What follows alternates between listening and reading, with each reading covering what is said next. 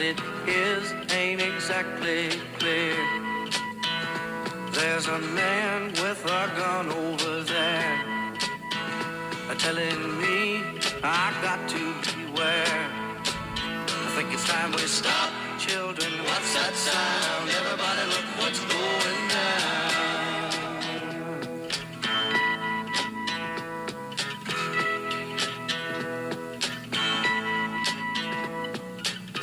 There's battle lines being drawn.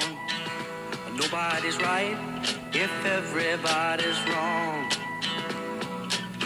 Young people speaking their minds are getting so much resistance from behind. Time we stop. Hey, what's that sound? Everybody look what's going down.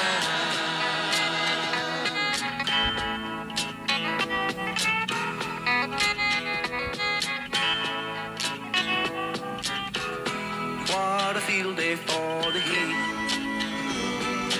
1,000 people in the street, singing songs and they carry inside. Mostly say hooray for our side. It's time we stop. Hey, what's that sound? Everybody look what's going down.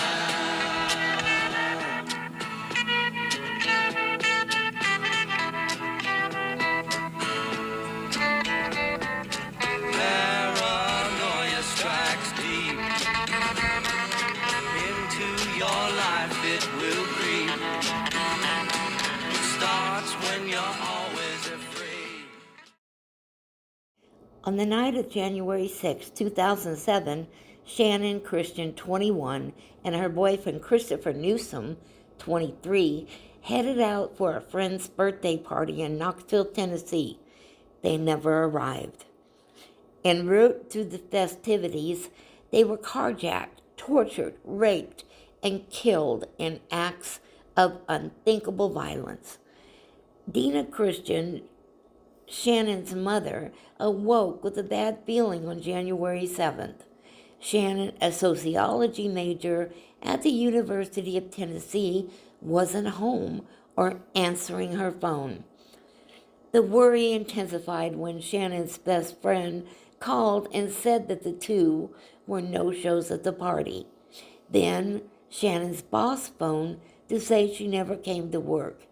Dina dialed 911. Because Channon and Chris were adults, authorities couldn't step in until after 24 hours had passed. In the meantime, Shannon's cell phone pinged near Cherry Street, a high-crime neighborhood in the city. It's not an area you go to unless you live there or unless you're up to no good, said Knoxville News Sentinel reporter Jamie Satterfield, who extensively covered the case. The Christians and Newsoms went searching for their kids on their own, and Shannon's father found her car. Ed Kingsbury, an investigator with the Knoxville Police Department, said that the vehicle had been wiped down, and the scrubbing was an ominous red flag.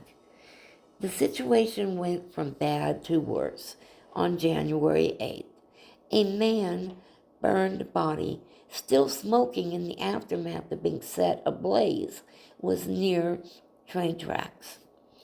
Authorities confirmed that it was Chris Newsom. He had been bound and shot 3 times and set on fire. To locate Channon, police examined her car and found an envelope. It was dusted for prints and yielded a hit. Tim Hutchinson, a retired Knox County sheriff, recalled the suspect, Lamarius Davidson, was a known carjacker who recently got out of prison. Investigators learned that he was renting a small house on Chipman Street in the Cherry Street area. On January 9th, investigators searched the house and found Shannon's lifeless body. She had been gang raped, choked, and bound before being put in a garbage can and suffocated to death. A search for the murder scene turned up a video rented from a library in Kentucky by a man named George Thomas. As the investigation crossed state lines and federal investigators were called in, Knoxville police questioned Davidson's girl, Daphne Sutton, who lived in the Chipman Street house right up until Channon and Chris were missing. Sutton told authorities that on January 7, Davidson was at the house with Thomas Davidson, half-brother, Latavius Cobbins, and a woman named Vanessa Coleman. Sutton said she'd last seen Davidson when she dropped him off later that day at the home of a person named Eric Boyd. Knoxville police tracked down Boyd, who led them to a house where Davidson was holed up. As the SWAT team grabbed Davidson, the suspect declared that he had done nothing to that girl. Meanwhile, about 133 miles away in Lebanon, Kentucky, Cobbins, Coleman, and Thomas were arrested. Authorities counted on the alleged co-conspirators to rat each other out, and Thomas revealed that Davidson was the ringleader of the murders and named Boyd as his accomplice. Authorities had 5 suspects in custody and mounting DNA material incriminating suspects in varying ways to Shannon's killing, despite the fact bleach had been poured in her mouth to remove evidence. According to court records, NBC News reported in 2007. On the other hand, DNA evidence on Chris was destroyed when his body was set ablaze. Aware that there was evidence, the 5 suspects told their version of the events to cast blame on others.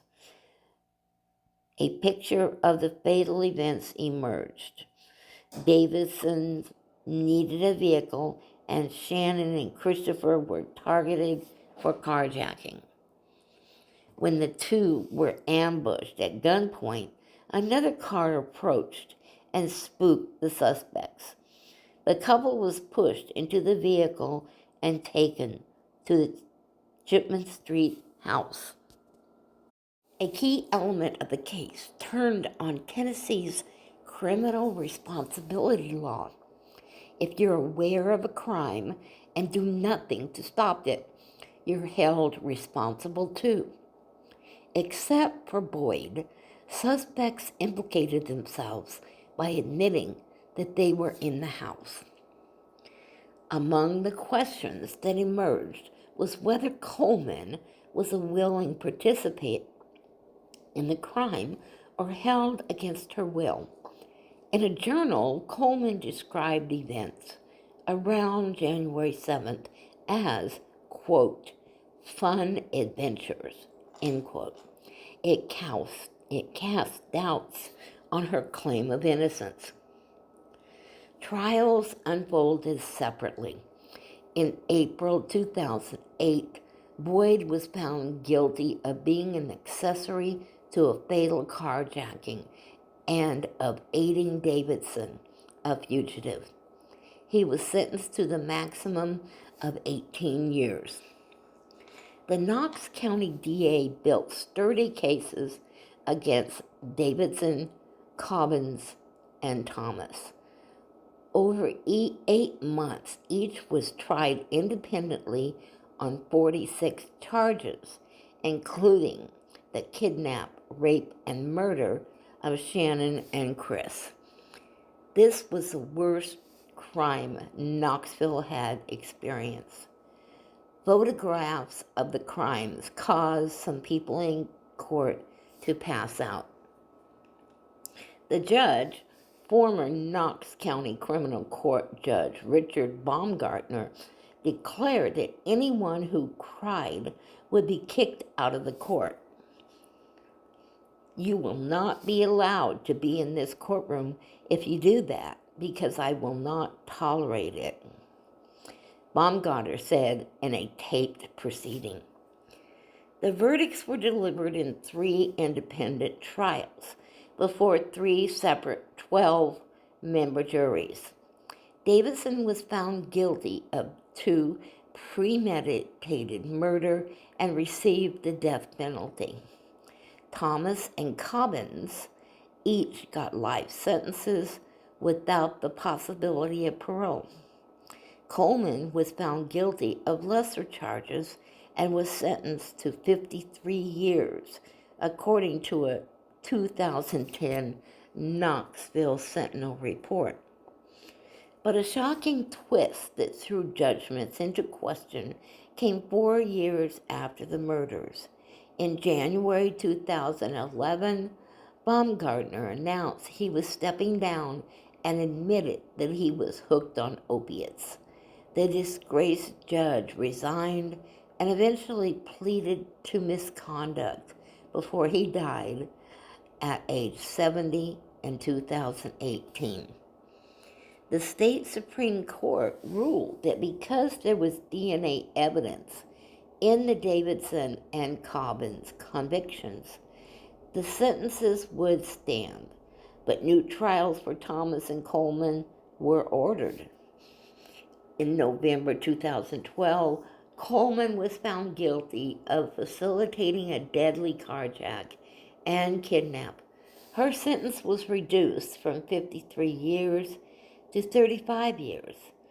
6 months later, Thomas' sentence was reduced to life with the possibility of parole after 51 years. Relieved that perpetrators didn't get away scot-free, the Newsoms were still determined that Boyd would pay for their son's death. We took it upon ourselves to go and talk to George Thomas. Prosecutors struck a deal with him if Thomas testified against Boyd.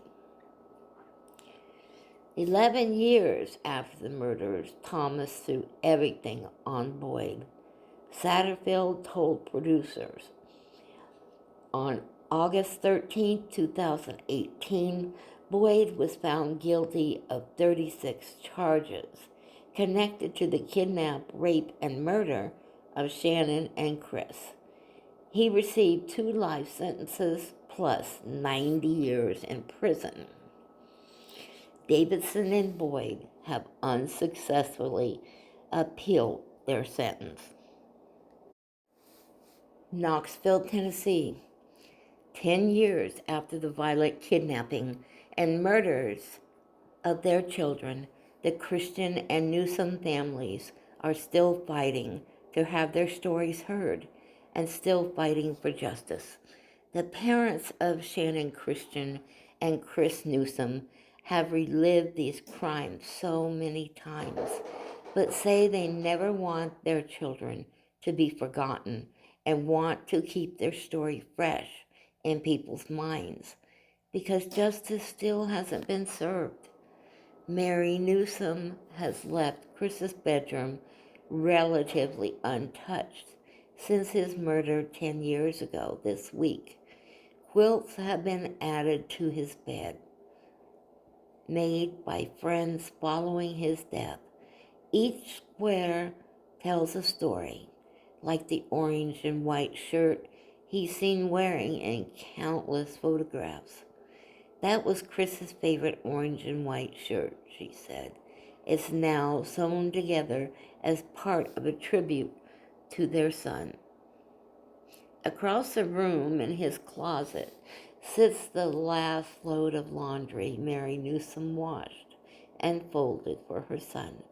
She says she can't bear the thought of getting rid of anything, and that time is not healing her pain.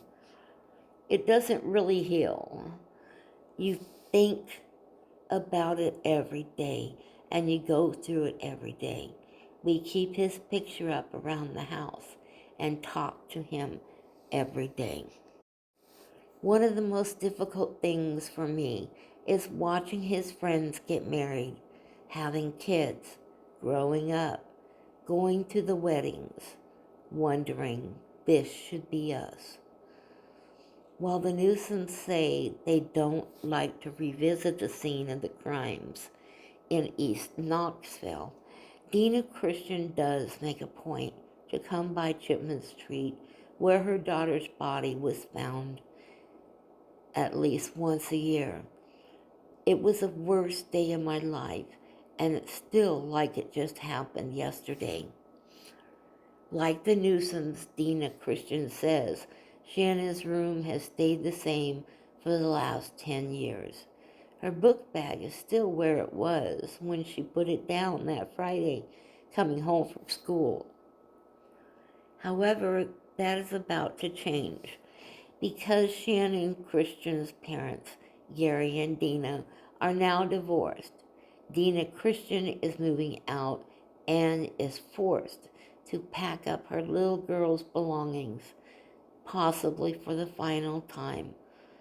That's going to be very difficult. I'm not sure I'm going to be able to do it.